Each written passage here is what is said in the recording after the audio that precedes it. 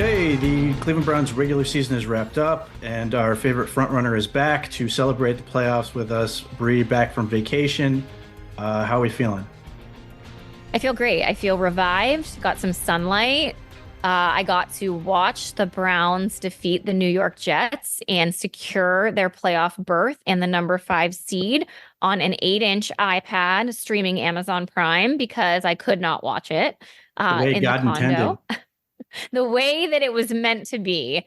And I'm actually really sad that we didn't get a chance to record after the win against the Texans the first time, because we're going to win again, and the win against the Jets. So I missed 2 critical podcasts, Pete, and you had to go solo. And I could just tell the energy just wasn't there. Like, I'm going to need you to like pep it up a little bit because we're streaking. Actually, we're not streaking, but like yesterday didn't count. We're not counting yesterday. Just putting that on record. But it's time. It's playoffs. Super Bowl starts now, Pete. This just that sentiment just takes me back to the summer where we were trying not to get too excited, and now we're going to the Super Bowl. I like. Yeah. So right. If you go back and listen to me, the beginning, I was trying to be what were we calling it? I was trying to be very. No, you were trying to keep contained. You were like the defensive end, trying not to let things get outside of you, and then it got out of control. I am fully out of contain. I cannot be contained, in fact. And I don't know if you saw my Twitter. The first thing I did when I got back home to cold and dreary Ohio was take down my Christmas lights outside and replace them with my Cleveland Brown helmet projector, which, by the way, is just magnificent. And that's going to be going all week leading up to Saturday. I live next to Steelers fans, which, annoying. So they have to see that projected on my house all week. Pete, I am in playoff form right now. I'm out of contain. So that part is interesting because now that the regular season's over, we've got playoffs. The Browns are obviously in it, but we can revisit some of our predictions from before the season. I predicted 10-7. I think you were in the 10-7, 9-8 area. I thought you were an 11-6 person. Well, if I was, then I'd be happy to take credit for that. But I'm fairly sure I went 10-7. But regardless, so the part that makes this interesting, I had the Steelers in third. I had the Ravens in last. And yeah, same. I think I did too. Let's not talk about that. Which is interesting because I don't think my argument against the Ravens was necessarily bad. I'm just blown away by what they were able to achieve. Yeah, it feels like they surprised. I mean, they surprised me. I think we were more so reacting to just how their offseason moves went, thinking that they weren't going to really be that impactful for them to have this type of season that they've had. Well, they bring in a ton of new players. They hire a brand new offensive coordinator. Yeah. They have a bunch of parts that sort of get added late on defense, and you're sort of sitting there, how's this all going to work? And the Ravens have a really bad track record for injuries, knock on wood, go figure. I was going to say they have been fairly healthy this year. I think that's been like a big part of it. So one, I think Todd Monken deserves a ton of credit for what they were able to do. I think we did see the offense it took a minute for them to figure it out. And then when they figured it out, they got really good, really fast. And then Mike Macdonald has done an unbelievable job. Obviously, we are partial to Jim Schwartz and what he's done because we saw how bad it was last year. Mike Macdonald has done remarkably well with adding parts. Another team that gets the great year out of Jadeveon Clowney the first year, but getting like Kyle Van Noy off the street, which is funny because I remember, in this case, not Bree, but people complaining goes, why can't we get guys like that who come in off the street and play that well? And obviously fast forward and Joe Flacco is like a sensation. Hey, I got my wish. I'm just saying true. I have been manifesting this type of performance and play from the Cleveland Browns where there are guys that just appear out of nowhere and become superstars. Like I am living my dream. Like this is a dream come true for me. Pete. Yes. Which I find really interesting because at no point did David Njoku is a legend for how he celebrated, and I thought immediately watching that, and I don't know if you stayed with it long enough to see what he was doing, like in the moments right after they won, where he goes in the stands and grabs a not quite empty Miller Lite with his freaking. Yeah, absolutely, I stayed up and watched that. I thought it would have been nice for him to say thank you. Say thank you, Bree, for pushing me to become the star. Do you remember when I did his celebration, his Chief Slam I on do. Twitter? Yeah, Yes. I gotta pull that back. I gotta teach that. I gotta teach that to my kids. Who is now the proud owner of said jersey, who's now has what, 3 different Pro Bowl jerseys on this team now between Chubb. He's got Chubb, doesn't he? He's He got has Amari Chubb that Cooper. he is slightly outgrown, Amari Cooper, and now David Njoku, which I will say, I told you guys on this podcast, I admitted it. I ordered that jersey. Like it was on his list at the start of Christmas. Like it wasn't like he just thought of it later. He had it on his list, at the top of his list, a David Njoku jersey. And I didn't purchase it for him. And then David had that really solid performance. I forget which game it was against because he's had multiple. And I was like, all right, I'm going to go on a limb here. I'm going to order this. And of course, I didn't order it in enough time that it arrived pre-Christmas. So thank you for that, fanatics. But it was here when we got back from Florida, and he was hyped. It's a little bit too big because they only had size mediums left. And he's more of a small guy.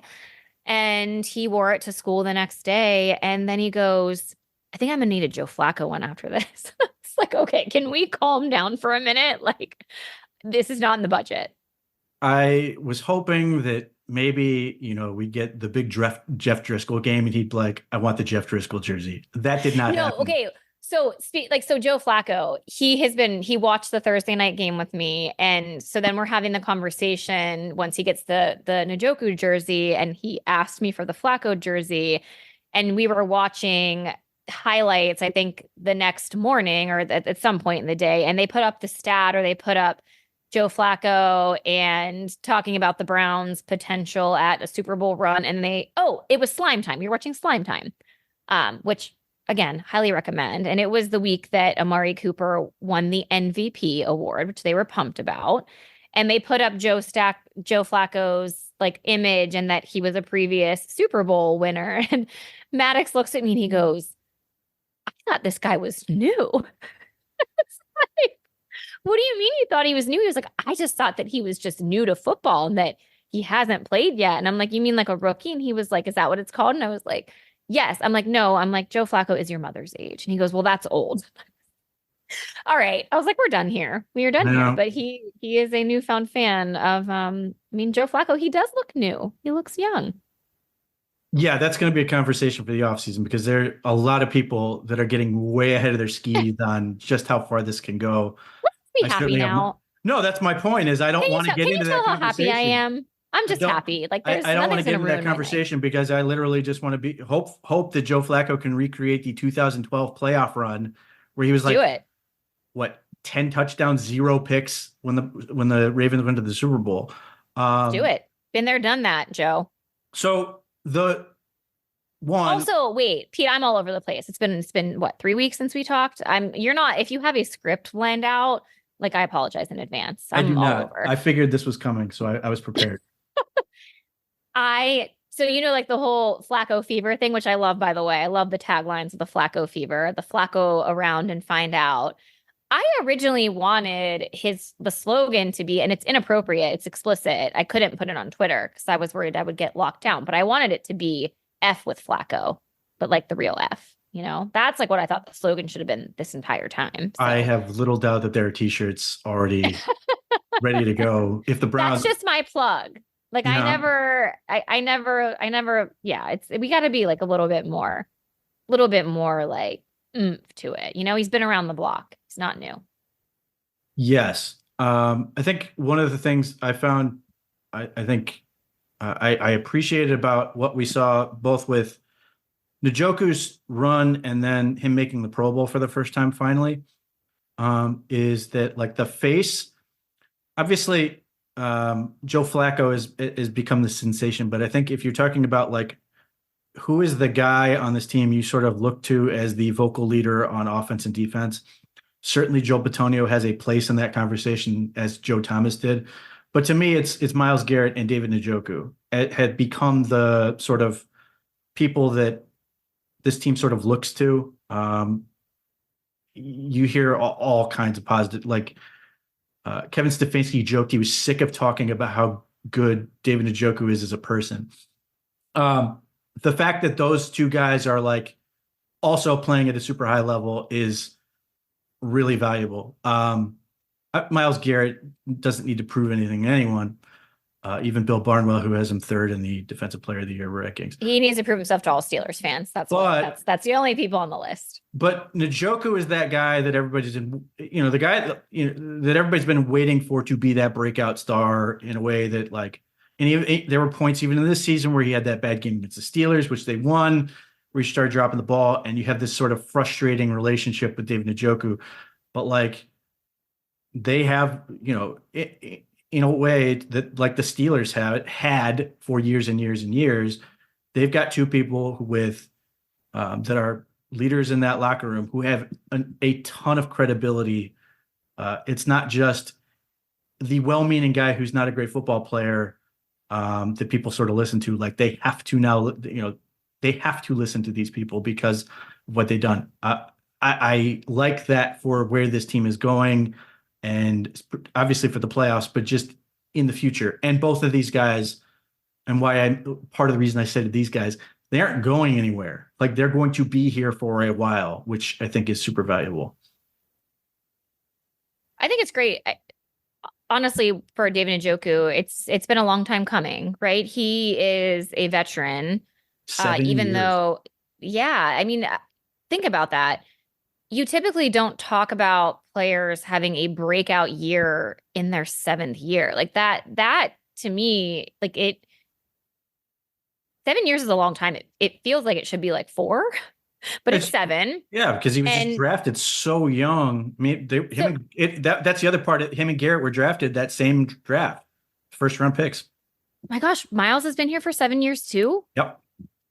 Yeah, I will. And think about the just roller coaster of that first year for them. I mean,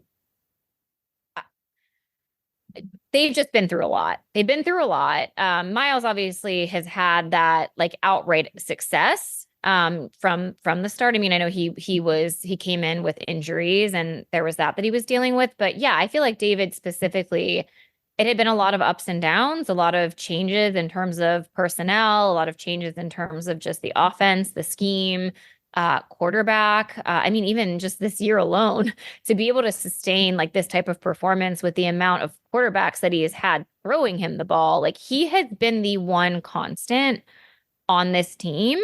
And there have been a ton of injuries that have plagued this team as well. And once again, David Njoku, he's been the constant. He has had the luxury. He hasn't really, Pete, he hasn't had he didn't have the option to not be the vocal leader, in my opinion. He had to step up. And he did, and we are all very fortunate for that and for having him come out of his shell. I think I heard Joe Flacco talking about him of before he came, he didn't really know David. It didn't know what type of a player he was. And he was very outright talking about him and how impressed he's been, not only by his play, but just his overall leadership. And he has quickly realized how much of a weapon David is. And that is so refreshing to me because we've been asking for this performance from David and to really just be unlocked. And I'm really excited to see what he can do in the playoffs. Yes. And part of this is the fact that Myles Garrett and David Njoku were both drafted by the Browns, and the Browns are good. We've had players sporadically succeed with the Browns, but the team wasn't good. So it always diminished who they were. So in that way, you sort of build up the spine. And both Garrett and David Njoku both took time to get there in terms of the leadership part, and both took deliberate steps. Njoku, has said that when Jarvis Landry, the impact he left on him was that he wanted to be that guy, which, to me is the larger legacy for Landry than anything he done on the field, is sort of inspiring Njoku to become this player. And you have the continuity too with Kevin coming in 2020, and how the 3 years with him has allowed them to be more comfortable with themselves, more comfortable with the staff, more comfortable even with Kevin himself. And we've talked about it before. Kevin is just very much a servant leader and really just encouraging his players to really step up and take those roles. So I love this. I think this is a great fit overall, and it's been really good for this team. The press conferences that he's had lately, this has been a running thing that it just makes me laugh every time. the media wants him to spike the football so badly. And like, I think it was Mary Kay Cabot that was like, tried to ask what have you learned from this season? And it reminds me of Lou Brown in Major League answering the phone from the Indians guy asking if he'll be the coach. And he's sort of, I don't know. Like, Stefanski will praise the coaching staff. He will praise players. And you ask him, and it's like the most Belichickian sort of response of like, just gruff, does not want any part of this. And it's a funny tug of war because the media is it took so long for many of them to sort of buy into this guy as like why he's working, why this has become a success for him, desperately want to be able to sing his praises, and he just refuses to give them anything. Just even at the OPR, like Fred Greetham was up in Berea and Kevin Stefanski like did his press conference. He's like, asked me, do you have the injury stuff? It's like, yeah, because Kevin didn't say anything else. So I'm not going to bother. So yeah, it's been an interesting sort of ride with this. And it just, that part is hysterical to me. So the game against the Cincinnati Bengals, I guess there were points involved. Oh, do we have to really? We have to talk about I only note that it was, the idea that I was a little surprised in that Kevin Stefanski said we want to go, like we want to keep the momentum going, we want to go to a high note or whatever. And then he did the thing I was hoping he would have just done initially and just been like, yeah, we're gonna just do this thing. And then they rolled out with the lineup they did. I saw linebackers that have looked like they've never played linebacker before.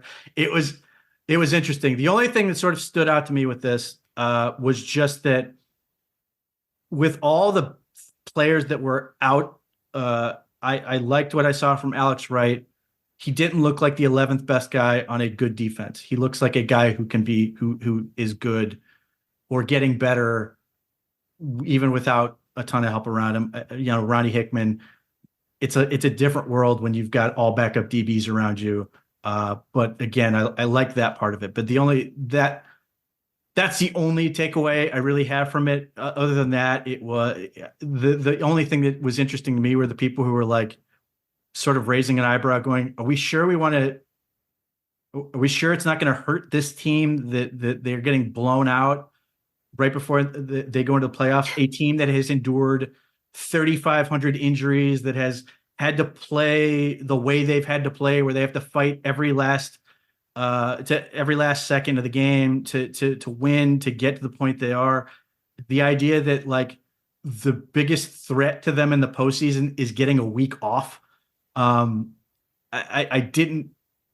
don't buy into that. Like, I think, when you take, we counted it up. I think it was like 10 people who were at least associated with potentially being in the Pro Bowl weren't playing in that game. Like, yeah, they're not going to look that good. I think they can compartmentalize why things went the way they did. The other thing I would throw in there, I was just happy for David Bell, getting the 2 touchdowns. Yes.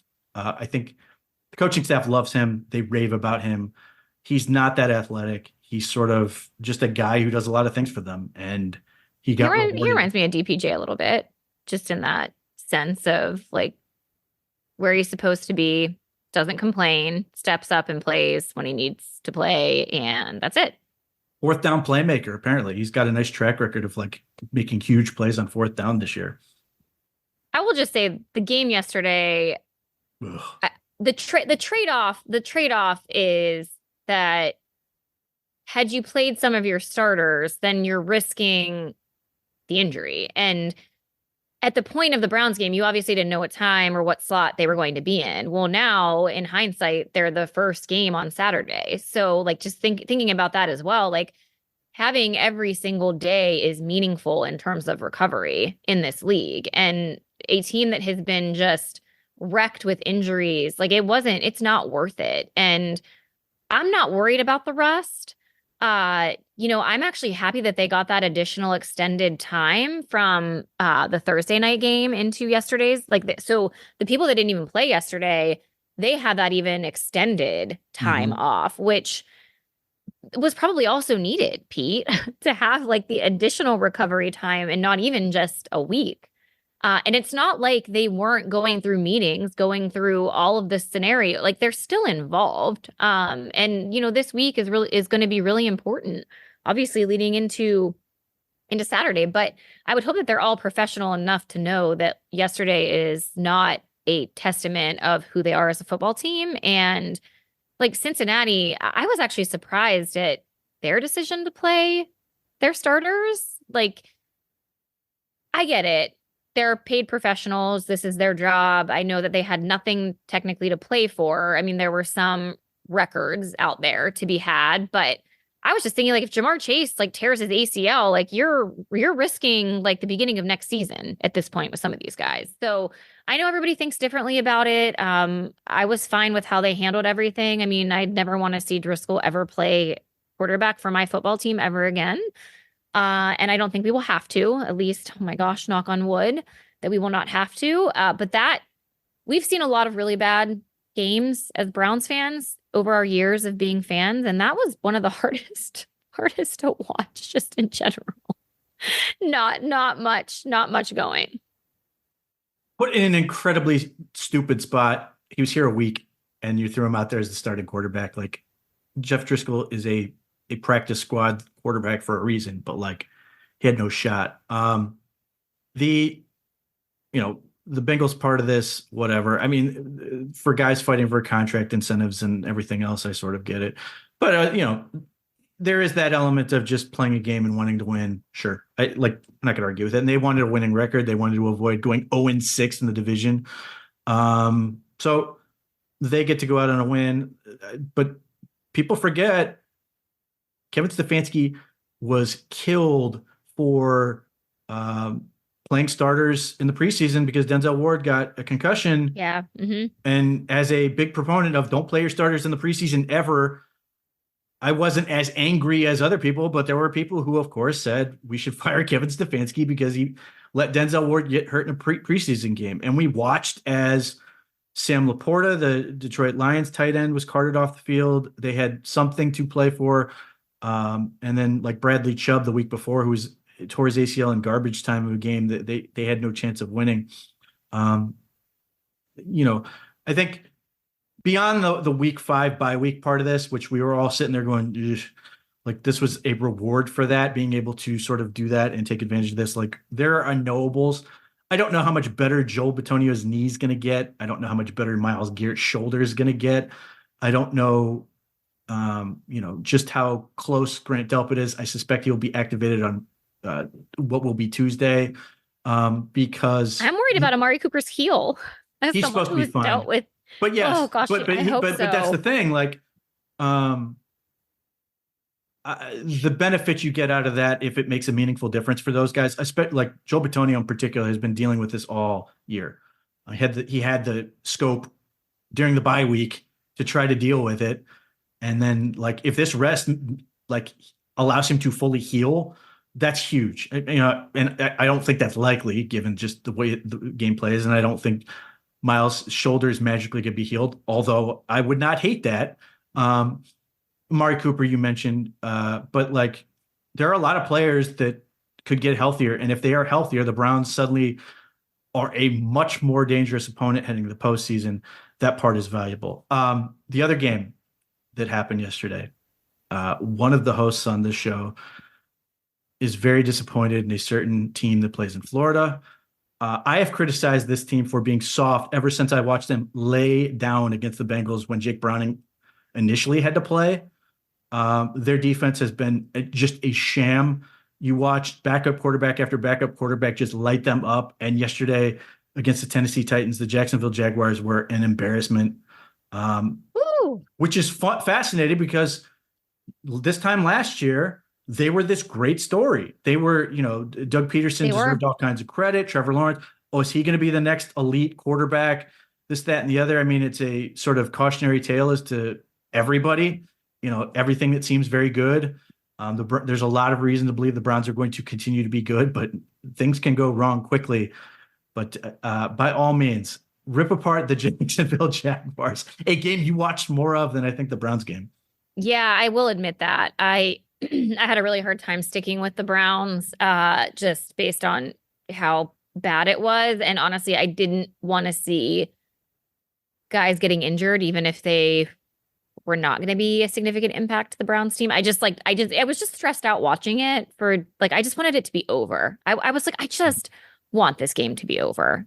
So I did flip over to the Jaguars game in the third quarter, because I just found it more interesting because that was going to impact the Browns. It was going to impact the Steelers, and some other teams going on. And I will say, Pete, and I texted this to you, the play calling and the decision making and just how undisciplined there were just so many things that I found myself scratching my head. And I was like, if I truly had a rooting interest in this team, you just would have watched that game with the most sick feeling in your stomach.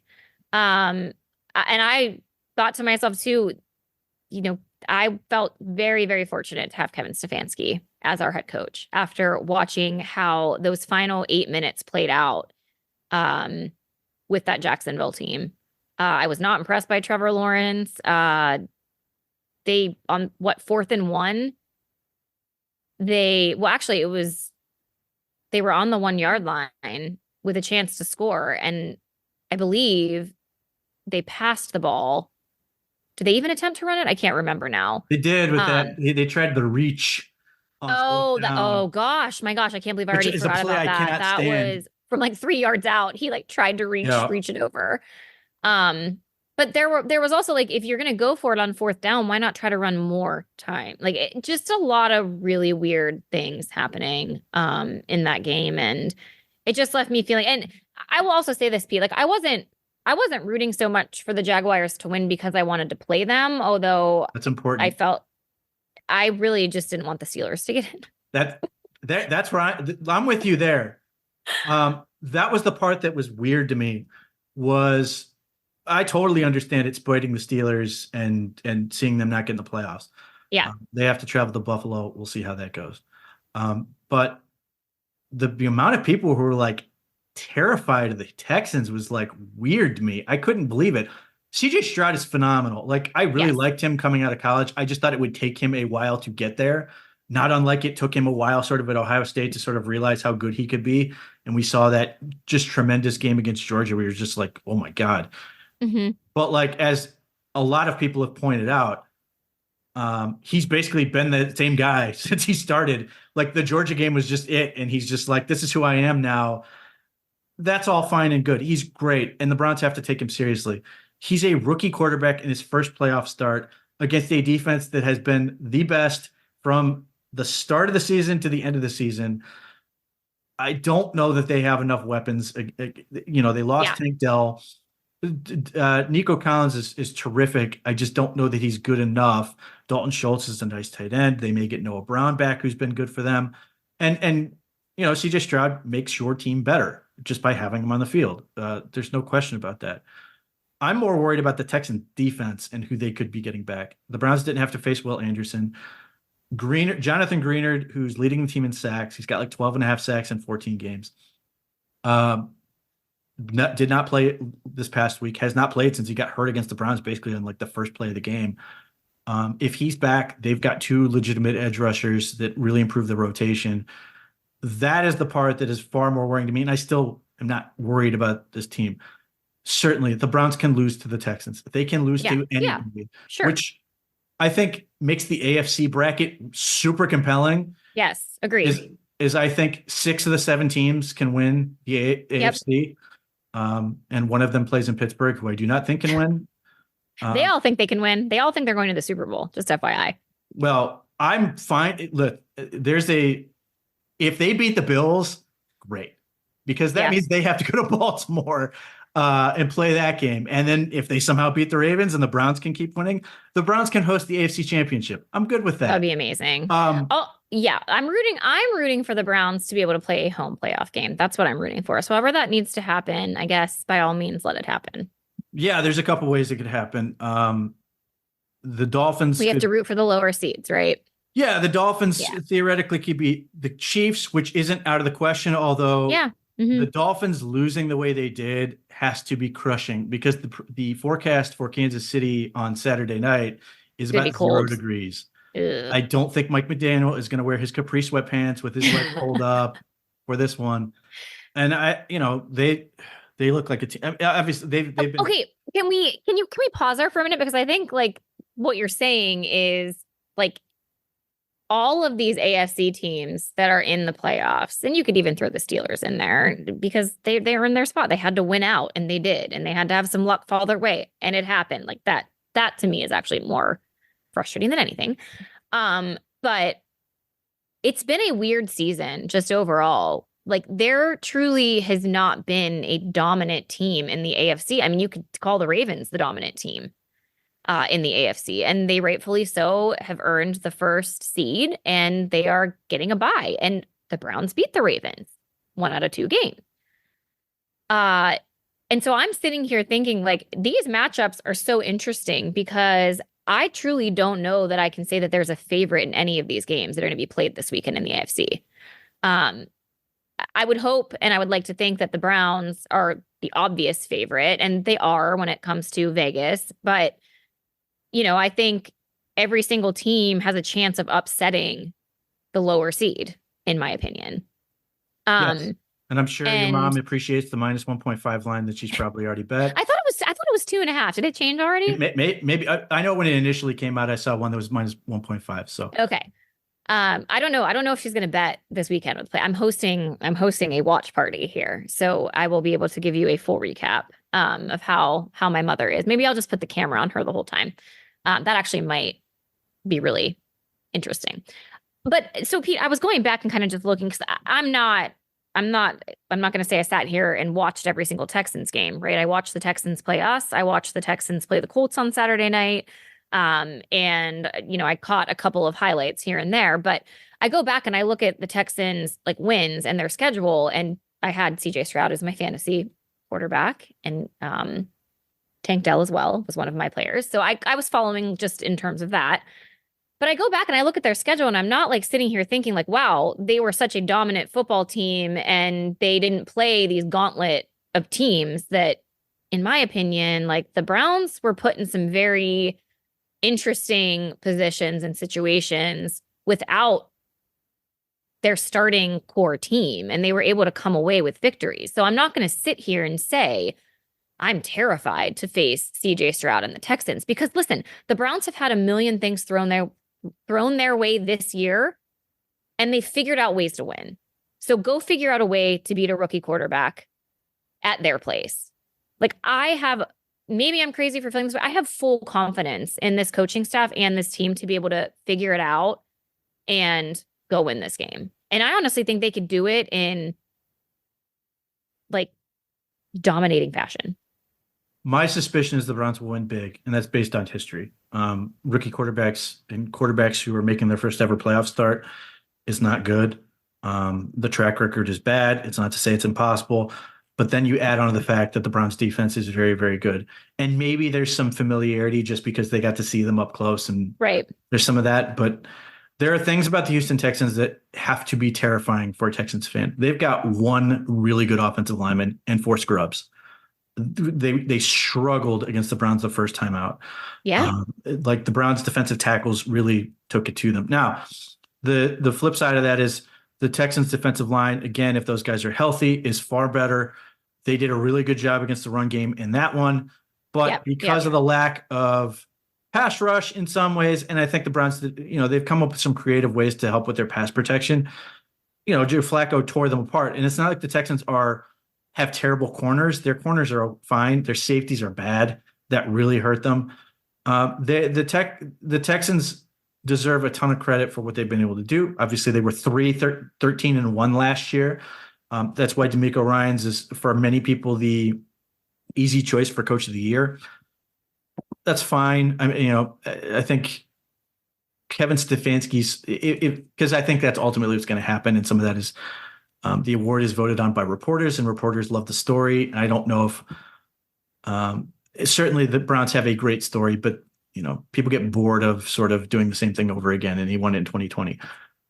So even if DeMeco Ryans wins it, I think people will look at this season and say this is a ridiculous achievement to do what the Browns have done under the circumstances, especially as I'm watching Bengals fans cry about Joe Burrow being hurt for some of the games. Figure it out, or the Jets or anyone else. So there are a lot of things that I think there are holes on the Texans team, which this is why most people thought they were going to still be bad this year, is because they have a lot of issues. They've gotten some big contributions from some of their veteran free agents they've picked up. But if I have a very difficult time seeing Jim Schwartz in this defense just get handled to a point in this game where Joe Flacco on the offense can't produce enough points to win. And the thing is, this is one of those deals where, again, I think CJ Stroud is tremendous, but you look at the track record of these guys and the wheels tend to fall off and it tends to get ugly, and not like, it's going to be a gutty effort and ultimately the Browns edge it out. But like usually these teams it tends to be like lopsided and like laugher type stuff. And I'm not suggesting the Browns are going to do that. Although when I was prompted on this, I did predict 37-3. So we'll see if that's right. But it's really hard to do that. And the Texans don't have a lot of playoff experience on their roster. They have a handful of guys, but most of the guys on their team, their core, has only been drafted in the last 3 years, and they haven't done anything in that time. The Browns, meanwhile, have all the players that were on the 2020 team, and they've added a bunch of guys with a ton of playoff experience. Juan Thornhill has 2 Super Bowl rings. Yeah. Okoronkwo has a Super Bowl ring. Joe Flacco has a ton of playoff experience. And you're seeing all these numbers that if Joe Flacco and the Browns win this game, Joe Flacco will have the most ever road playoff wins by a quarterback. Obviously, some of that is aided by the expansion of of playoff brackets in general, but still, he has 7 wins just on the road as a playoff quarterback. Like CJ Stroud has 0 games. He was a rookie. There's just so many things about this that I think shift into the Browns' favor. I think the Texans are at some risk of feeling like getting the division and just making it is the achievement. I think the Browns have sort of become a team that expects to be good despite the challenges. Like, I don't think, and you've heard Myles Garrett straight up say this, but I think for a lot of these guys, they are not satisfied with just making the postseason. I don't know about that for the Texans. And, they could prove me wrong, but I just do not feel good about the Texans' chances in this game. I think mistakes will happen for the Texans. I don't think they will be able to deal with them as well as the Browns have, because you know what? The Browns only know how to make mistakes and then figure it out after the fact. That's their move. It's a road game. They may go down 14 points to start the game just to see how it feels. They might figure it out. Just to see how it feels. A couple of things here. I would also say that Kevin Stefanski probably is even more motivated going into this game. I mean, as much as Kevin Stefanski can be motivated, he puts on a pretty good front. But think about his first experience in the playoffs. He had COVID and wasn't even on the field and wasn't even coaching. Now, I know he had the opportunity to coach in the next round of playoffs against the Chiefs that year, but I would say this is pretty important for Kevin as well, because, there was a lot of questions. Was Kevin Stefanski, should he even have gotten credit for that win, right? Because just one of the most absurd. Right. He was on the couch. Criticisms. He's in his basement. Yeah, right. Here's the other thing that I think is a benefit for the Browns. The Texans, just going back and kind of looking at the teams that they face, like, they do tend to give up a lot of points, especially against teams that have pretty big threats when it comes to receivers.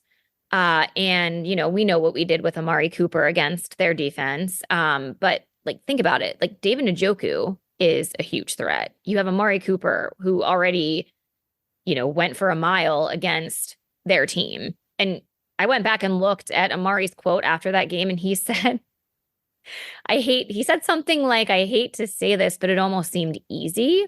It was. He thought 300 was easily achievable if they didn't. And so I'm, the more that I'm like going back and looking at things, like they have a track record of not being able to stop some key receivers or key weapons from the other teams. And they give up big points. So, my hope is I think the Browns can obviously be, and they've proven that they can be a high-powered offense. And they didn't necessarily need to run the ball against the Texans because of the performance that Amari Cooper gave them. And okay, even if they figure out a way to lock down Amari Cooper or figure out a way to limit him from getting 270 yards, that's going to open up other players, aka David Njoku, maybe Elijah Moore, from being able to get some Texans, like, they have their work cut out for them, because even if our defense gives up some chunk plays or CJ Stroud, has a great game, he's really focused, like, I actually believe that our offense can outscore them just based on the amount of weapons that we have on the offense. I'm that confident in this team. So before we all start panicking, if like the defense somehow, like, we go down 14 points, we turn the ball over, like something happens, I just want to say, like, I feel confident that this offense has the ability to get back into a football game if they do end up being down, or they have the ability to stick with a team to be able to outscore them. I agree with your analysis on the Amari Cooper part. I can't help but think they're going to overreact. And how could they not? Like, Yeah, how could you not be like, yes, we can't let this happen again? I'm old enough to remember when a Browns defensive coordinator was supposed to be fired because he gave up like 100 and some yards, like 113 yards to Jamar Chase, and people were freaking out, going, why didn't they double him the whole game? They gave up 265 to Amari Cooper. And he was right. It was easy. And he did it with the heel. I mean, you look at that 75-yard touchdown. That's when he hurt it. He looked like Jim Brown on old 60s tape as he rumbled in the end zone with the ball stuck out. He did that mostly injured. I do think David Njoku could end up with a big game. He had that huge catch. He had a good game. Yeah. And I think, I was surprised Elijah Moore played at all. Yeah, same. Fortunately, I thought the optics were awful for that. Agreed. The medical was right.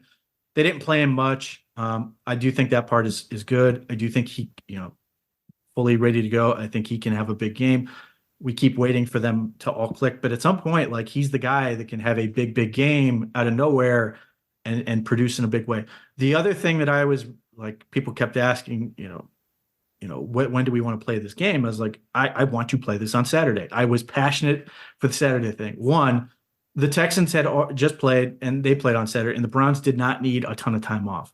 Yeah. The other part of that was based on the fact that the Colts and the Titans, I watched that game intently, and I watched the Colts physically beat up the Texans on both lines of scrimmage. And when the when the Colts got going, it was their running game going for 170 yards, and those big linemen, they did this to the Browns too. The Colts offensive front just beat on the Browns when those two teams played.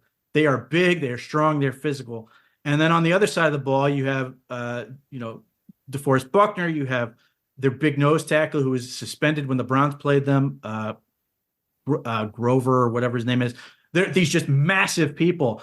I'm inclined to think that the Texans are going to feel that heading into this game. I do think there's going to be some physical carryover.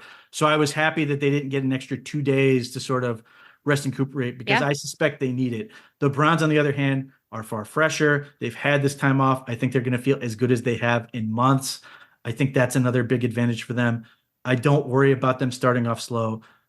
It's possible, given they've done this on any number of occasions, but I don't attribute that to layoff. I attribute that to this team just loves to make things more difficult on itself for the sake of drama and making it more entertaining when they win. But like, those are all reasons where I feel really good about this. And the chances of the Browns are able to win this game. And it's, the Flacco factor changes this in the sense that, like, obviously when Watson went out for the year, we were thinking we might limp into the playoffs and, then we'll get out pretty quickly. Now, both the combination of the Browns playing so well down the stretch, the Browns have legitimately gotten better. Some of that is opponents, some of that is who they played, undoubtedly. But the Browns have gotten better. And it feels like a lot of the teams in the AFC in particular, the Ravens being the exception perhaps, seemingly have shown more vulnerabilities in a way that I feel like it, as we've said, open field, I feel like anybody could win it. The Browns can beat anybody they play. The Browns can also lose to anybody they play. But I still feel good about their chances on the Saturday game. But that Well, brings up I was a just going to say, Pete, I think it's funny though that we're worried about not playing some of our starters and, the rust potentially of sitting on Sunday. And Joe Flacco literally came up from his couch and had the performance that he did. But we're worried like 1 week off is gonna wreck this team. yeah. But 4:30 game on Saturday. Let's go. Certain people are going to be put in conflict. Oh boy. Certain people who are not me and have children who play sports or anything, life, are going to have to figure it out. I just need to know from those of you out there that have children playing youth sports, if you are as conflicted as I am, where I already had said to my husband and my sister already told her husband, which is also amazing that we're the female fans saying this to our significant others who are also Browns fans. And we both said, if any of our kids have a basketball game that conflicts with this, we are not taking them. I do not know at this point if there is a basketball game or what time the basketball game will be because they have not released the schedule. And the delusional part of me is sitting here thinking maybe they were waiting to see where the playoff I bet they games were. end up landing because in this area you have Browns and Steelers fans that are running rampant. So I'm holding out hope that they are keeping that in mind. We do have a conflict with a gymnastics practice, but I think that I may just pick her up early. So The other part of that is, what do the kids want to do? Is there any part of them where they're sitting there going, I really, I think most kids are like, I want to go play or do whatever. Yeah. But is there any part where your kids suddenly could go, I don't want to go. I want to watch the playoff. Yeah, well, we were just talking before starting this podcast, and Pete was saying to me like, we haven't even talked about the fact that like your son was just born into like championships and or potentially caused. We're not sure which. Yes, correct. If I tee it up to him that way, he will take full credit. But I was telling Pete this season and the record because he was very young when 2017 and 2018 happened.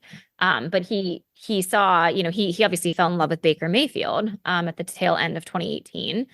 But he watched the Thursday night game to clinch the playoffs and saw the excitement and just was kind of like, oh, the Browns are in the playoffs? Like, duh, they should be. So his attitude is just like, this is the expectation moving forward, is that the Browns are a competent football team. No, I think he's going to be really into it. And I actually love the 4:30 time slot for the kids that don't have to stay up until 11:30. They can watch the entire thing. There'll be lots of yelling and screaming in the house. And they do enjoy partaking in that, I will say. Even if they don't sit and watch the entire thing, they do enjoy the screaming and yelling inside of the house.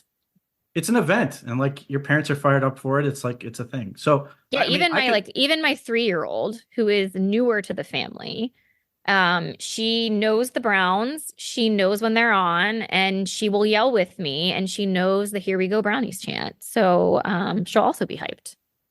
Well, it's also sort of an interesting part to be that age, because I remember when I was in like 4th grade math, and I had a teacher who was a huge Cavs fan. Anytime the Cavs won a playoff game, we got no homework. Not that we really had homework in 4th grade anyways. But like that was also a thing that you sort of remember those parts about growing up. And having that stuff where you're like, school's into it. I do vaguely remember like when the Browns were in the playoffs in the 80s, seeing stuff like up on the walls and stuff. So yeah, I mean, it's a big deal. Your friends get into it, your school gets into it, your family obviously gets into it. It's like it's a big deal. So I'm fun. excited for him. It's fun. Yeah, I should say I'm excited for him and grateful that he allowed this to happen under his watch. under his lifetime. But it does. I mean, I suppose for you guys it does work out slightly. But I think the Steelers play Saturday also. They're the evening game. Yeah, or am I they're wrong? playing the Chiefs are at the 8:00 time. Oh, that's right. So they are different. Yeah.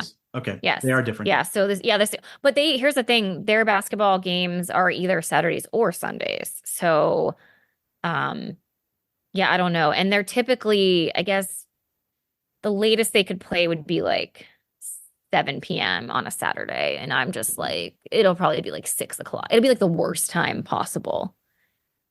Well, the other option is just go super early because then you avoid it entirely. But yeah, it's interesting. I would bet a sizable amount of money that they were absolutely waiting to figure out what the playoff schedule was before they scheduled anything. Because like, let's say you have a family that goes to the game. Yeah. They're not leaving their kid. And suddenly you or kids want to stay home or their parents make them stay home because it's like a big deal to them. And then you can't play. So that part's interesting. Anyway, big deal. I'm really excited for this. I'm excited that Saturday the Browns sort of get to be the opening game. I'm so nervous. What happened over the course of this podcast? Now we're nervous. I just know I'm very excited, but like I just know like my nerves, like they're gonna hit me like already. I'm excited, but like I'm so nervous. I'll be interested to find out what you were doing during the game because you cannot sit still for the life of you. So at a game like this, I can only imagine what's going to happen. But this should be really fun. We will be back next week to talk about it. Obviously, if you want to support us, click like, leave a comment, tell your friends, subscribe, all that stuff. Help us out and grow this thing, particularly when Bree's here and it's more interesting. But yeah. Hopefully, I feel good about our chances of being able to have more playoffs to talk about, but either way, this should be fun. So we'll see how it goes, and we'll be back next week.